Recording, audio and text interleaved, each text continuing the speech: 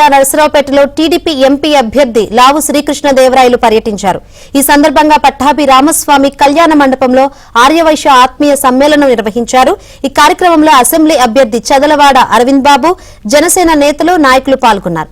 సంక్షేమం, అభివృద్ధి ధ్యేయంగా తమ ప్రభుత్వం అధికారంలోకి వచ్చాక ఆర్యవైశ్యులను ప్రోత్సహిస్తామన్నారు.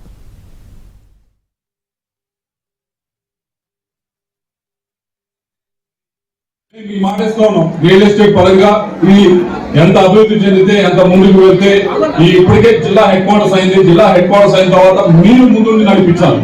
మీరు బిజినెస్ ఎంత పెరిగితే ఈ జిల్లా అభివృద్ధిలో మీరు అంత ముఖ్య పాత్ర పోషించగలుగుతారు. బిజినెస్ అభివృద్ధి కాకపోతే మీకే మేము అవరోధాలు సృష్టిస్తే కనుక బిజినెస్ ఈ డెవలప్ అవ్వదు.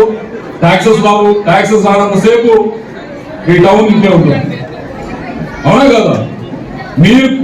మీరెంత డెవలప్ అయితే ఈ టౌన్ అంత డెవలప్ అవుతుంది.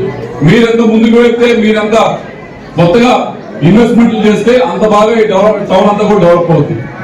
దాంట్లో మేము ముందుండి మీకు నడిపిస్తామని చెప్పి తెలియజేస్తున్నాం. ముందు నడిపించాలని మేమేమి మీకు పోలు మాట సంస్థ కార్పొరేట్ మేము అడ్డం కాకుండా పక్క నుంచి చాలా మీరే చేసుకుంటూ వెళ్తారు.